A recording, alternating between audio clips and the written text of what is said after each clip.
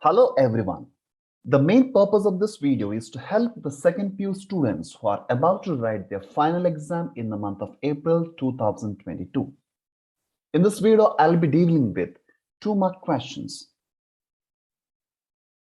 This time there will be about 18 2-mark questions, out of which the students can attempt 10 questions. So there will be one question from relations and function. There will be 2 questions from inverse trigonometry, 1 question from matrices, 1 from determinants. There will be 3 questions from differentiation, 1 from application of differentiation, 3 from integration, 1 from differential equations, 2 from vectors, 2 from 3D, and 1 from probability.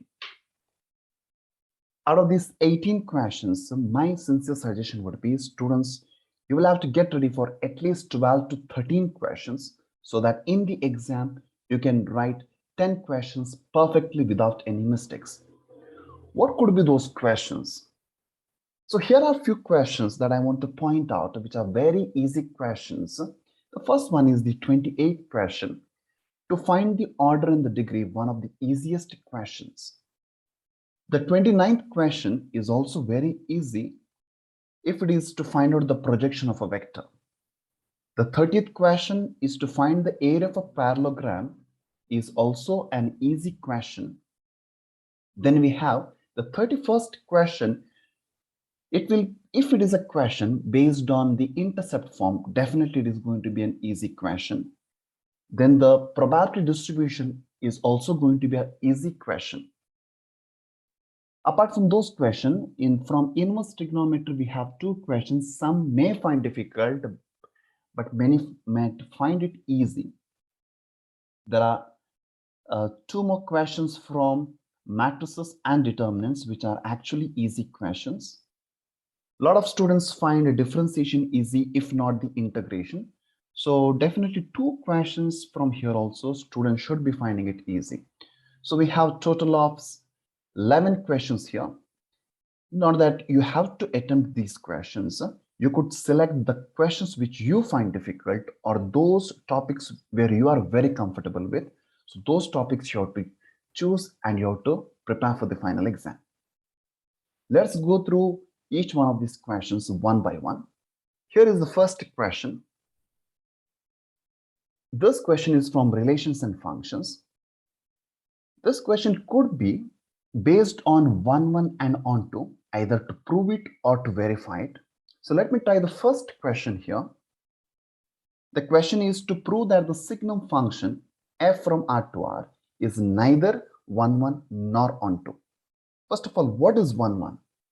Distinct elements in the domain must have distinct images. That is nothing but 1, 1. So let me take 2 elements from the domain. Let 1 and 2 belong to the domain R, isn't it? The domain is R here. We have, what are the images of 1? The image of 1 is 1, as the function is defined for all positive values of x. F of x is nothing but 1. What is f of 2? F of 2 is also equal to 1, since for all positive values of x, f of x equal to 1. So f of 1 is equal to f of 2, but we know that 1 is not equal to 2. That means 2 distinct elements have the same image. This implies f is not 1, 1. F is not 1, 1. Let's move on to onto. What is the meaning of onto? The meaning is every element in the codomain must have a preimage, or in other words, the range must be equal to the codomain. Let's see what is the codomain of this function. The codomain here is equal to R. As you see, the function has been defined from R to R. The codomain is R clearly. And what is the range? Range is nothing but the output. The output, we have 1, 0 and -1. Only 3 values. So it is 1, 0 and -1. So clearly the codomain is not equal to the range, as codomain is not equal to the range. f is not on 2. This is how we could solve these first 3 questions. The next 3 questions are of different type. So let me try one of those questions. The fourth question, let me try. It is given that f of x equal to 8x cube and g of x equal to x to the power 1 by 3. And I have to find out g of f of x and f of g of x. So first let me try what is g of f of x. It is equal to, first let me write g as it is. F of x is nothing but 8x cube, and that is equal to g of x is x to the power 1 by 8, but here I'm having g of 8x cube. So let me write x to the power 1 by 3. That is how g has been defined. But in the place of x, we have 8x cube. Simplifying it further, I get 2x. Let's find out now what is f of g of x. This is equal to f of, what is g of x? In the question it is given clearly, it is nothing but x to the power 1 by 3. This is equal to, next f of x is, as the question says, it is 8x cube. But in the place of x, what do we have? It is x to the power 1 by 3. Simplifying it further, we get 8x. So this is it, students. In fact, the fifth and the sixth question also can be evaluated in the same way. For more questions, you could please check the link given in the description box.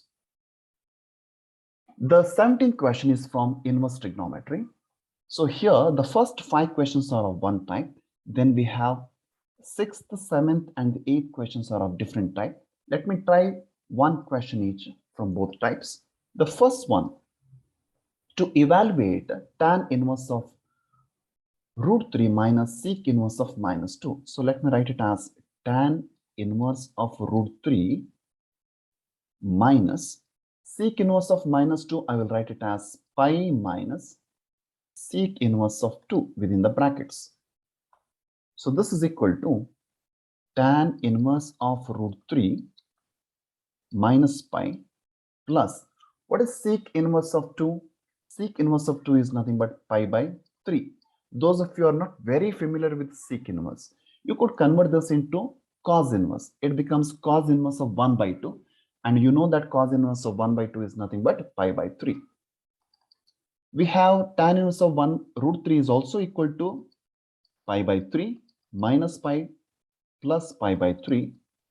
It will be equal to 2 pi by 3 minus pi, and that is equal to minus pi by 3. This is how we'll have to solve the first 5 questions. In fact, here, sec inverse of minus 2, whenever you come across a negative sign, you will have to write this as pi minus sec inverse of minus 2. In fact, for cot inverse of minus root 3 also you will have to write pi minus cot inverse of root 3. But in the case of sine inverse or tan inverse or cosec inverse, the minus sign you can just take it out. Yes. Let me try one more question. That is the 6th one. That is of a different type. So sine inverse of sine 2 pi by 3. Let me try this question. A lot of students write this is equal to 2 pi by 3. It will be wrong. Why it is wrong is because this value does not belong to the range of sine inverse. The range of sine inverse is minus pi by 2 to pi by 2. Clearly, this value is actually 120. It doesn't belong to this interval. So therefore, we'll have to do it slightly differently here. So first thing what I do here is sine inverse of sine 2 pi by 3. I'll write it as pi minus pi by 3. That is 120. I have written it as 180 minus 60. This can be written as sine inverse of sine pi by 3. Now you can write this as pi by 3, which is the final answer. Let's move on to the next question, the 18th one. It is from inverse trigonometry, and this is also quite a sure question. So here you will have to be very thorough with this table. the domain and the range of each one of the 6 inverse trigonometric functions. And so you will have not much to work out here. Based on your memory, you will have to answer this question. Let me move on to the 19th question, which is from matrices. And if it happens to be the question to express the given matrix as the sum of symmetric and skew-symmetric matrix, it is going to be one of the easiest questions. So this is going to be the formula. Let me try the second question here. The given matrix A, the square matrix, is 3, 5, 1, minus 5. So we have A dash is equal to the transpose of the matrix 3, 5, 1, minus 1. Now first let me find out what is A plus A dash. That is this term I am finding here. It is equal to adding 3 plus 3 is 6, 5 plus 1 is 6, 1 plus 5 is also 6, minus 1 plus minus 1 is minus 2. Next, I'm going to find out A minus A dash. That is this term. It is equal to 3 minus 3 is 0, 5 minus 1 is 4, 1 minus 5 is minus 4, minus 1 minus of minus 1 becomes 0 again. So having found out what is A plus A dash and A minus A dash, now I'm going to use this formula. So the square matrix A can be written as 1 by 2 times A plus A dash is 6, 6, 6 minus 2 plus 1 by 2 times 0, 4 minus 4, 0. This is equal to 3, 3, 3 minus 1 plus 0, 2 minus 2, 0. Some students add it here. So if you add it, you are going to get back to the question only. Please don't do that. You could stop it here itself. Let's move on to the next question. That is the 20th one from determinants. And this is one of the a short question. The reason is this: every time the question has been asked from the same concept, that is the area of the triangle. So the same formula, even if they have asked the equation of the line, you will have to use the same formula. So more or less the concept is same here. But here they could ask 3 types of questions. First one is to find the area. Second one is to find the value of k, whereas the area of the triangle is given to us. And the third one is for 2 points given, you will have to find out the equation of the line. So for which you will have to use this formula to find the equation. So let me try one question, that is the first one, to find the area. So the area is equal to half into determinant of 3 points are given to us. How we should write it? Look at here, x1, y1, 1. That is 2, 7, 1. Next, the second point, 1, 1, 1. Next, the third point, 10, 8, 1. So expanding it, I get 1 by 2 into, I'm going to expand the determinant along the first row. So I get 2 into 1 minus 8 minus 7 into 1 minus 10 plus 1 into 8 minus 10. This is equal to 1 by 2 times 2 into minus 7 is minus 14. Next, minus 7 into minus 9 is plus 63. Next is 1 into minus 2 is minus 2 itself. That will be equal to 1 by 2 times 63 minus 16, that is 47. So the final answer is 47 divided by 2.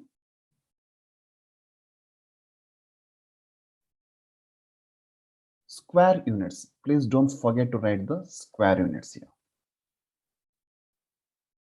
Now the second question here, I'm not going to solve it, but I'm going to tell you what is the common mistake students do there. So here the area is given to us, that is 4 is equal to 1 by 2 times the determinant of the given points are minus 2, 0, 1, 0, 4, 1, 0, k, 1. If you expand it and simplify it, you get the value of k. But here you will have to write plus or minus 4. Though it is the area here, and because of which they have given only plus 4. But when you equate it to determinant, it has the other possibility, that is minus 4 also. So this is how you can proceed, students. For more questions, please check the link given in the description box. You will find a lot of questions there. Let me move on to the 21st question. This is a question where you will have to differentiate an implicit function. So let me try the first question here. To differentiate the function, the derivative of 2x, x square is 2x, plus next we have the product of two functions. So it could be written as first function into derivative of the second function plus second function into derivative of the first function is 1, plus the derivative of y square is 2y into y dash is equal to derivative of any constant should be 0. Next, I am going to separate all the terms with y dash, that is x into y dash plus 2y into y dash is equal to the rest of the terms. I'm shifting it to the other side, minus 2x minus y. Now y dash is equal to minus 2x minus y divided by x plus 2y. So this should be the final answer. In the same way, you could try the other questions also. I have given a lot of questions in the description below there. The 22nd question, again from differentiation, but here you'll have to use logarithmic differentiation.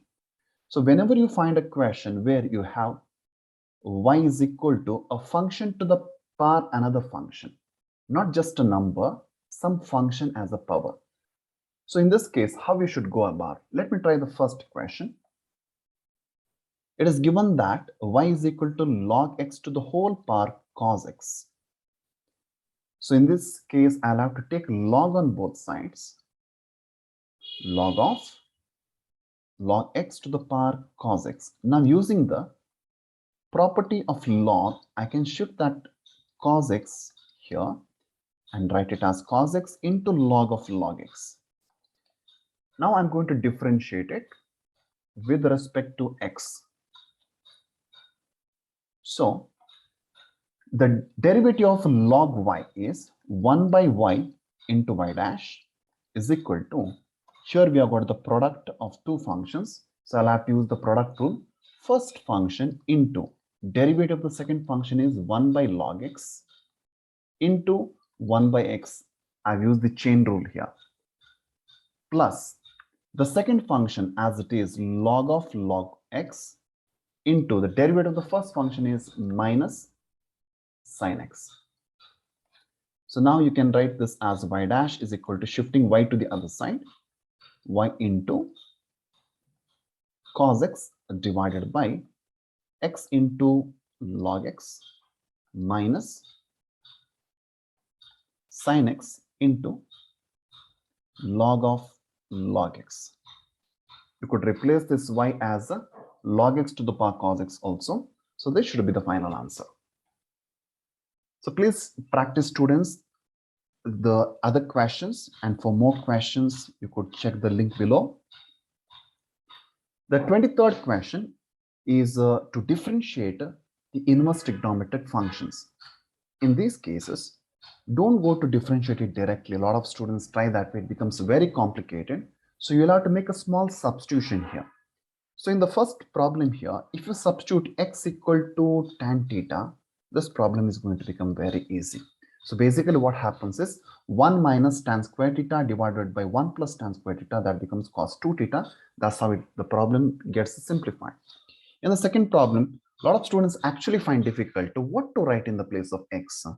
So it is basically what you should be writing is that particular trigonometric function, let us say cos theta in this case, so that this expression becomes one of the trigonometric formulae. So here it becomes 2 cos square theta minus 1, that is nothing but cos 2 theta.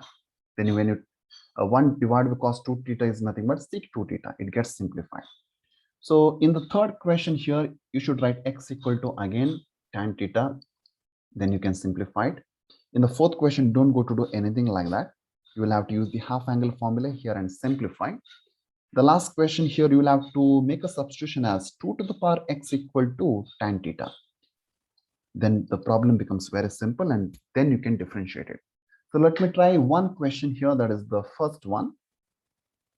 Y is equal to cos inverse of 1 minus x square divided by 1 plus x square. Let me put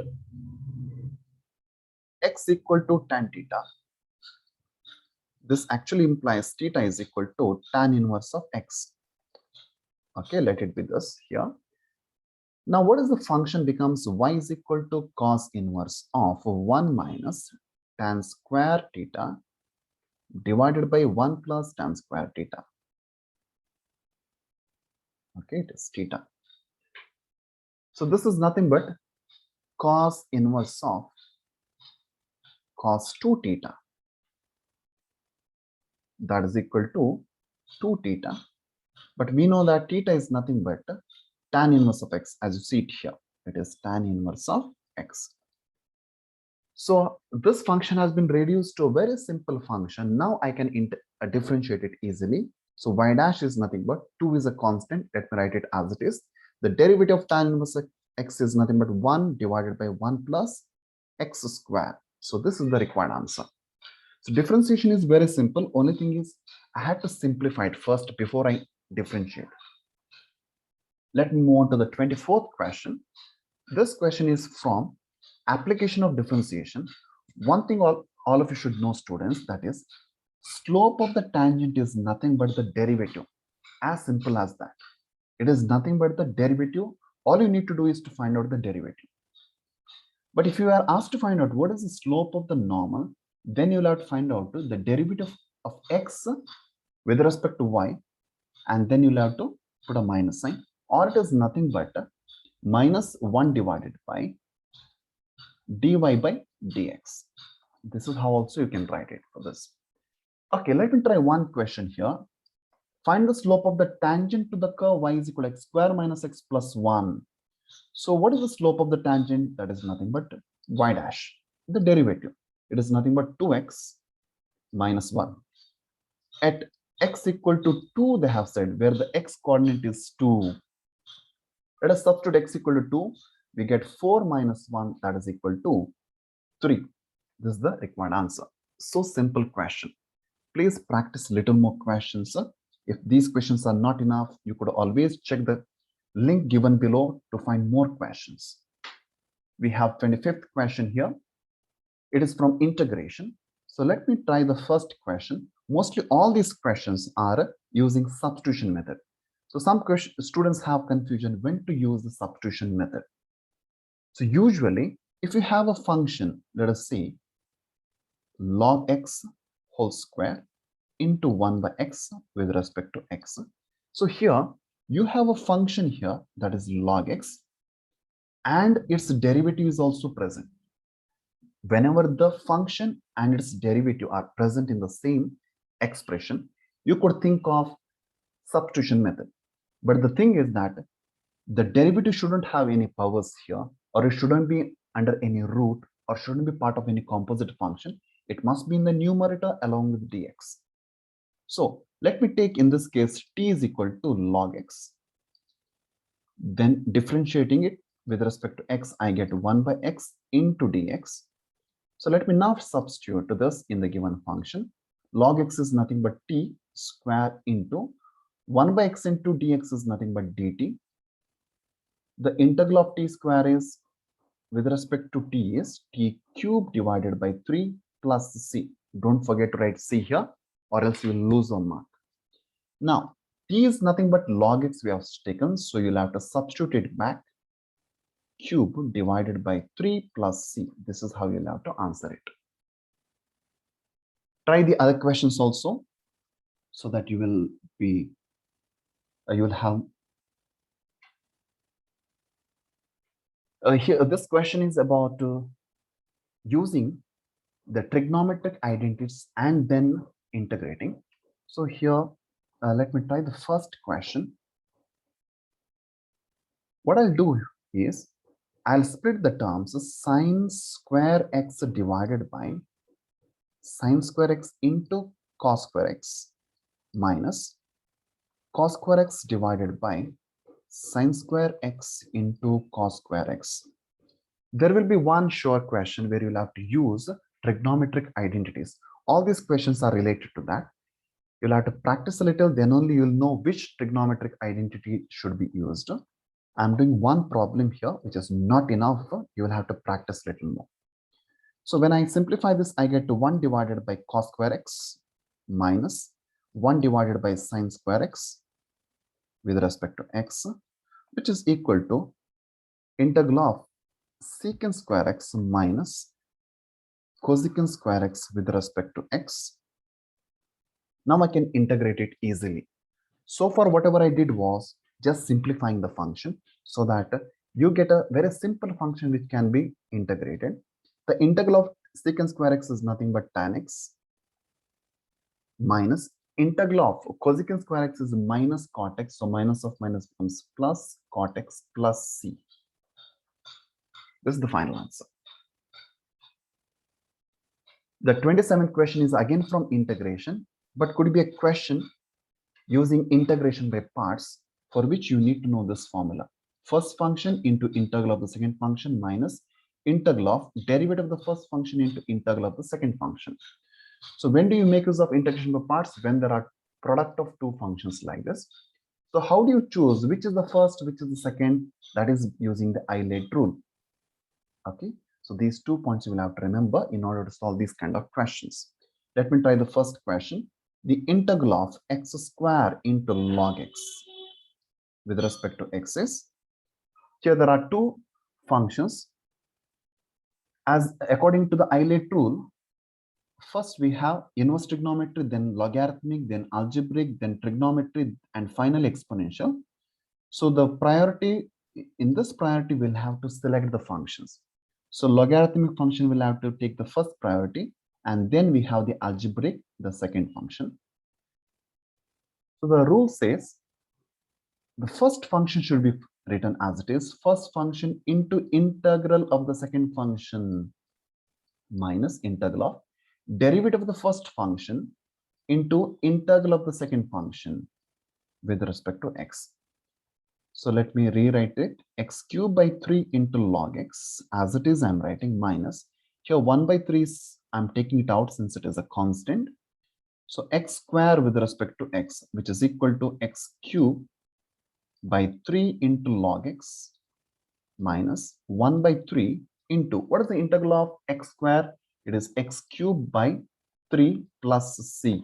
So this is the final answer. Let me move on to the next question, the 28th question. One of the easiest questions to find out the order and the degree. So in the first equation, the order is nothing but the highest derivative. So this is the highest derivative we have. So the order must be equal to 1 here. And the degree is nothing but the highest, the power of the highest derivative. The power of the highest derivative is 1 itself here in this case. Let me show it in the second one. Here the highest derivative is 3. So the order is 3, whose power is nothing but 2. So the degree is 2. So don't go for the highest power. It must be the power of the highest derivative. Always the degree is the power of the highest derivative. The third question, we have the highest derivative is 2 and whose power is equal to 1. So the order is 2, degree is 1. Coming to the fourth and the fifth questions, in this case, you have cos of dy by dx. Whenever you come across this kind of terms, where any derivative, maybe dy by dx or d square y by dx square, if it is part of some functions like composite functions like cos, sine, tan, you have to say the degree is not defined. Order will be defined. Here in this case, the order is 2, but the degree is not defined. Here also the order is 2, but the degree is not defined because of this term.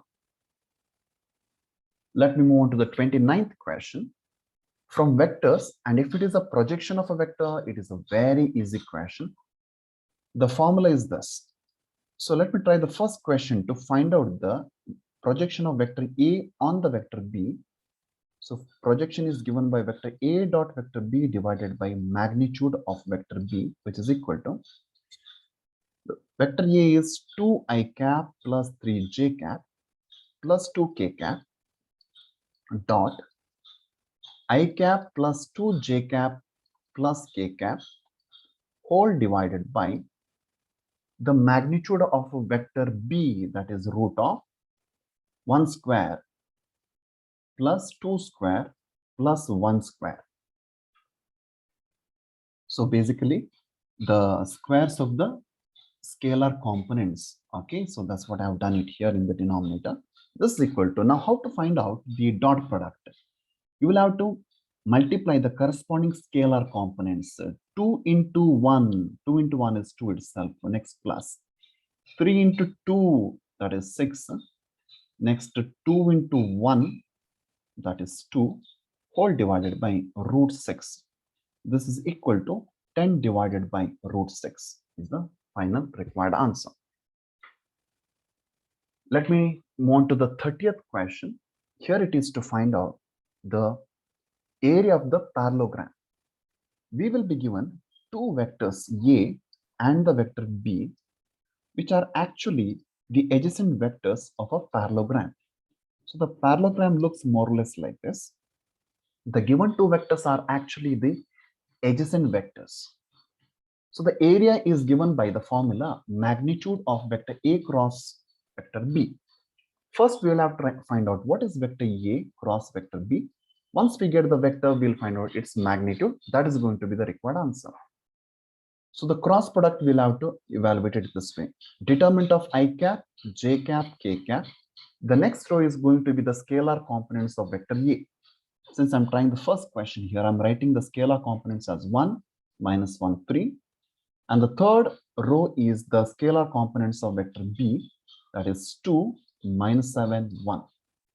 This is equal to, let me expand it along the first row, I cap into minus 1 plus 21 plus, minus j cap into 1 minus 6 plus k cap into minus 7 plus 2. This will be equal to 20 I cap plus 5 j cap minus 5 k cap. So this is the vector actually we have got, but the area is the magnitude of the vector A cross B. So the area is equal to magnitude of vector A cross B, that is equal to root of 20 square is 400, right? Plus 5 square is 25 plus minus 5 square is also 25. This will be equal to root of 450 square units. You have to write this, otherwise you might lose a mark. Moving on to the 31st question from 3D. If it is a question based on the intercept form, I'm not giving a guarantee that this question will be from intercept form. But if it is from intercept form, it is going to be an easy question. So this one question, I'm not sure that you could have other possibilities also here. So here, suppose they have said, find out the intercepts cut off by the plane. All you need to do is to reduce the given equation into intercept form. That is, let us say 2x plus y minus z equal to 5 is given to us. I'm trying to reduce it to this intercept form. So for which I'll have to divide throughout by 5.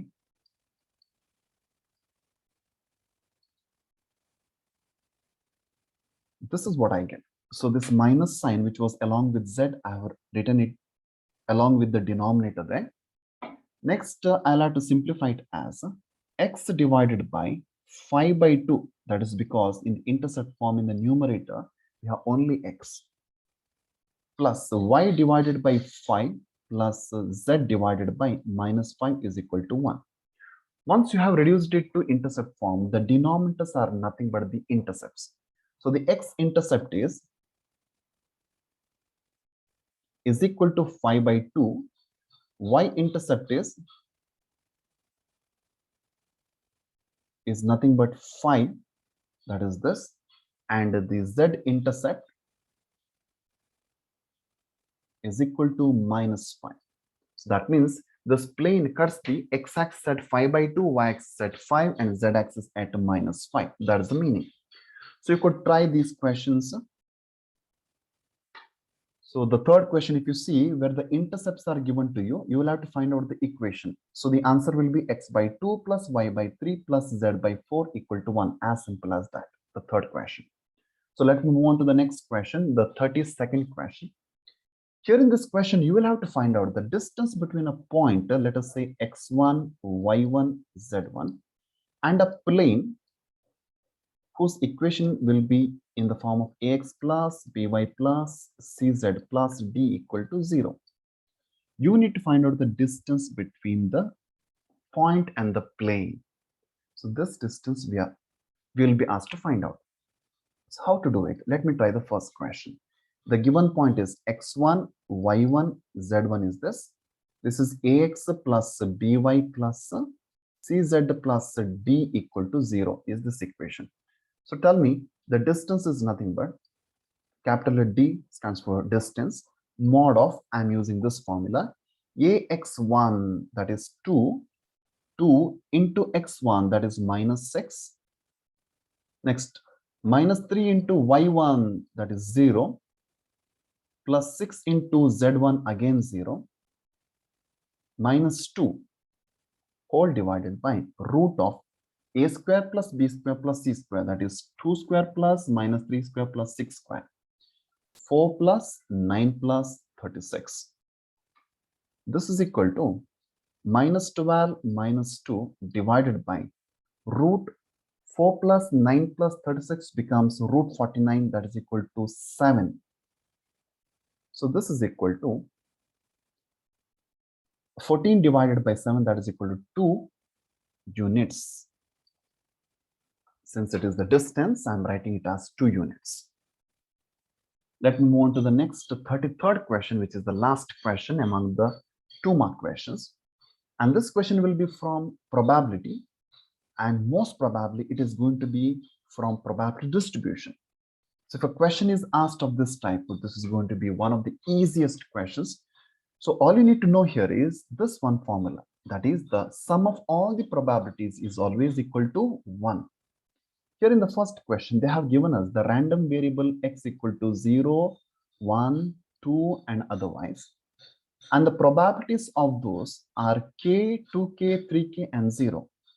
So we know that according to this formula, sum of all the probabilities must be equal to 1. So k plus 2k plus 3k plus 0 must be equal to 1. K plus 2k plus 3k plus 0 is equal to 1.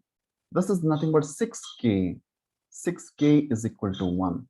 So can you tell me now, this implies k is equal to how much? K is nothing but 1 by 6. Isn't it so simple question? So if this kind of question, please don't leave this. Even if some students may not be planning to study the probability chapter because it is the last chapter, some students may not have understood. Sometimes the chapter has been done in a hurry. So students may not know this chapter well, but this question is very, very easy. We should be attempting if it comes. So that's all for now, students. Let's meet in the next video, that is on the 5-mark questions. Thank you. Take care and all the best for your final exam.